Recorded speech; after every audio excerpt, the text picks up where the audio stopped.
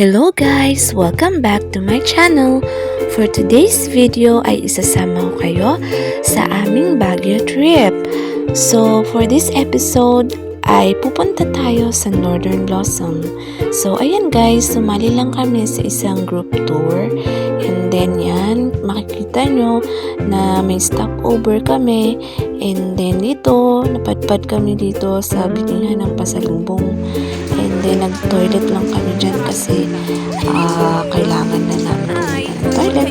And then yan, ito yung first stop namin.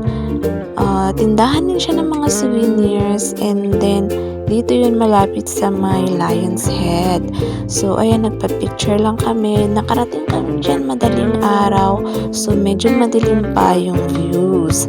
So ayan, papunta na kami sa Atok, Benguet, kung saan doon makikita yung Northern Blossom.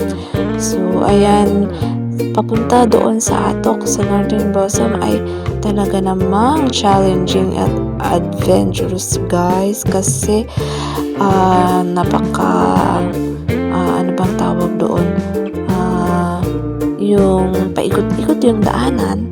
And then feeling ko ay nag-twist lahat ng intestine ko, you know that.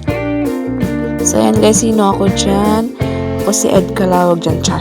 So ayan, habang papunta doon ay nagmuni-muni tayo. And then, ang ganda-ganda talaga ng view.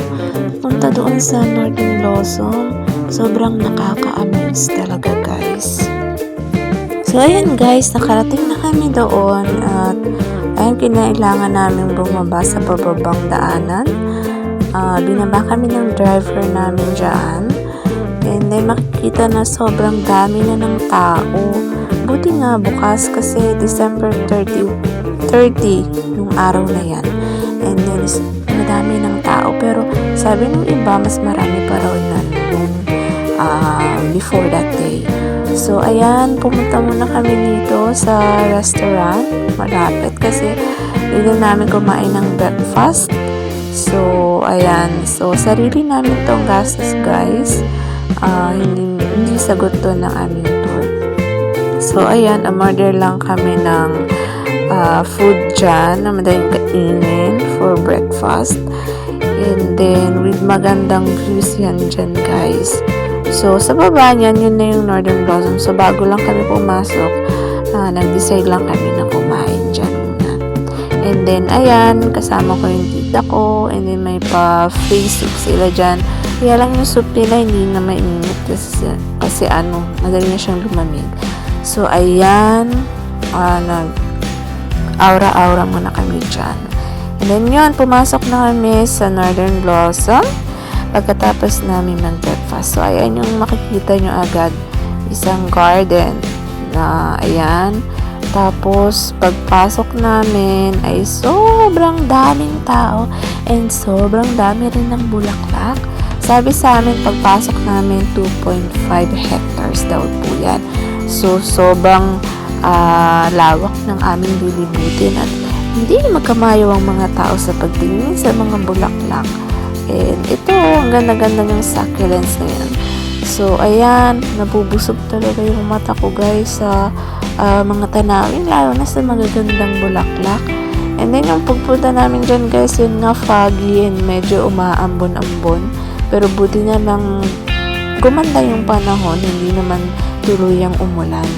So ayan, makikita nyo sobrang daming bulaklak, sobrang ganda and nakaka-amaze talaga siya. And then yun nga, bawat sulok, bawat kanto may tao. So bihirang makakuha ka ng spot na yung background mo walang tao na makakapture. So ayan, kung mahilig ka mag-photo dito, mag-picture-picture, ipa-edit mo na lang din, no, kung sakaling may makapture na ibang tao. So ayan, pasyal-pasyal lang kami dito, tingin-tingin ng mga bulaklak. Sobrang dami na yun. Pero limited lang yung oras din namin dito guys. Pero hindi namin namalayan na sobrang tagal namin, o mabilis ba kami. Pero parang kulang, para sa akin kulang yung paglilibot namin dito. Kasi gusto ko kung ako lang tatanungin, gusto ko bawat sulok, bawat klase ng bulaklak makapagpa-picture ako. Kaya lang, medyo nagmamadali kami dyan eh. So, ayan, ini-enjoy ko na lang yung mga madadaanan ko.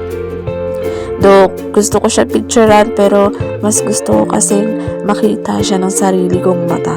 Yung, alam mo yon, siguro mas satisfied ako na hindi ko lang siya nakuna ng picture, pero yung sa mata ko na natingnan ko siya, parang nakatatak na yan sa utak ko kung anong klaseng view, kung anong klaseng kagandahan meron siya.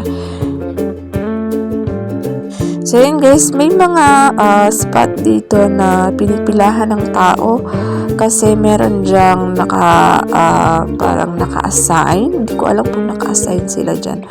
Parang staff na pipicturean kanila ng libre or pwede mo naman silang bigyan ng tip. So, binala kong pumila doon kaya lang sobrang haba ng pila and I think na mauubos yung oras namin, hindi namin malilibot yung iba. So, nag-design na lang kaming magkanya-kanya. So, ayan, nag-video na lang ako dyan sa iba pang klase ng mga bulaklak. And then yan, kita nyo naman sobrang dami ng tao yung magkamayo sa pagkuha ng pictures and videos. Ayan. Nakakatawa talaga siya, no? Nakapunta na rin ba kayo dito, guys? Sana pumunta na rin kayo kasi ang ganda talaga. Worth it talaga siya.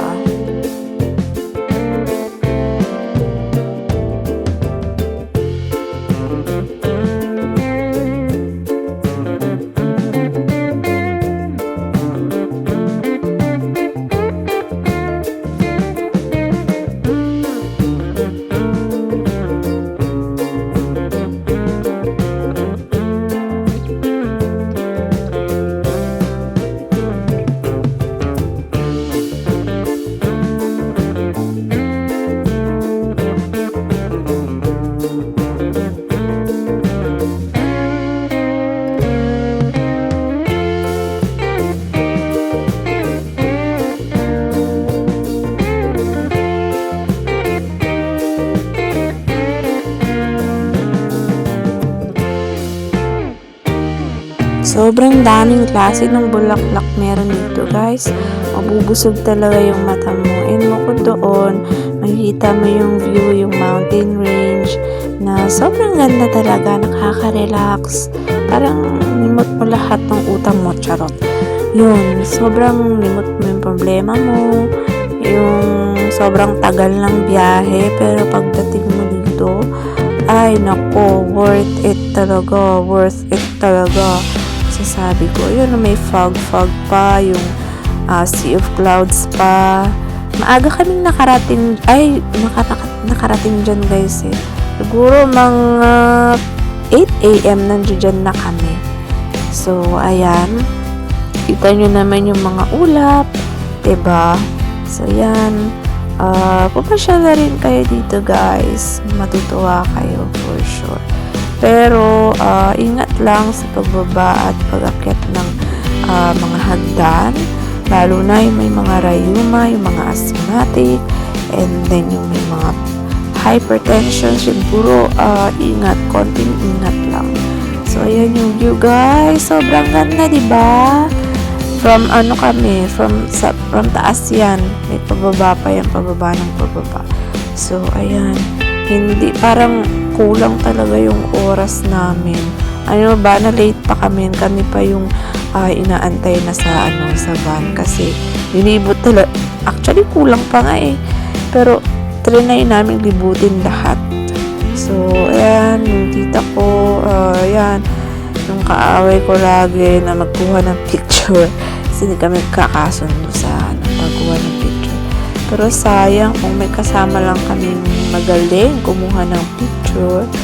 For sure, sulit na sulit din naman yung pagpunta namin dyan. So, ayan, ang dami naming nadaanan. Meron din mga spot na bagong tanim pa lang yung iba. Pero, yan, sobrang ganda. Parang nasa paraiso. And then, paglabas namin dyan, i-claim namin yung libre naming kape. So, hindi na nasama sa video na to pero pumila ako sa libreng kape at saka may patinapay din sila dyan. So, ayan, nag-decide na kaming bumaba kasi feeling namin nandoon na iba namin kasama sa van. So, ayan, nag-enjoy talaga kami dyan. And then, yan, makikita nyo, sobrang dami pa, sobrang lawak, no? Kaya, kung hindi kayo nagmamadali, mas maganda itong puntahan. Pero kung nagmamadali kayo, sulitin nyo na yung view, yung pag-picture-picture, yan, pag-video-video, sulitin nyo na. So, ayun guys, sobrang nag-enjoy talaga ako sa lugar na to. Masasabi kong sa Baguio tour namin, though hindi siya part ng Baguio, no? Ito kasi ay Benguet. So, ito yung pinaka-paborito ko sa mga napuntahan namin. And then, kahit na mahirap yung daanan niya papunta dito, gusto ko pa rin bumalik dito. And gusto kong bumalik dito na hindi nagmamadali. Kasi gusto ko pang picturean o magpa-picture doon sa mga spot na hindi ko napuntahan. So, ayun guys. Yun lamang. And then, i-share ko sa inyo yung mga ilang photos na nakuhanan ko lang. So, bye and see you on my next vlog. Thank you for watching.